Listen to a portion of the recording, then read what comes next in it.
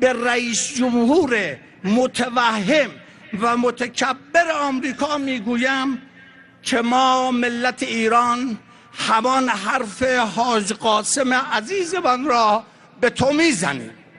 ای ترامپ قمارباز، ما حریف توییم، ما منتظریم، ما مرد میدان برای تو هستیم. بیا تا ببینی همه امکانات شما در منطقه نابود می شود. بیا تا ببینی چه بلایی بر سر پایگاه‌های آمریکایی و کشتی‌های آمریکایی و نیروهای آمریکایی در خواهد آمد. بیا تا با آتش مدافعان ایران چنان بسوزی که درس عبرت برای همیشه تاریخ حاکم ظالم آمریکا شود.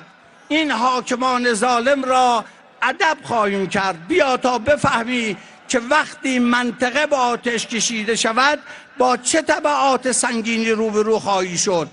ترامپ متوهم، دروغ‌هایی که به تو میگویند باور نکن. به تو گفته بودند مشهد سقوط کرده، ولی مریدان امام رضا علیه السلام ایستادند تا پاسخ توهمات تو را بدهند.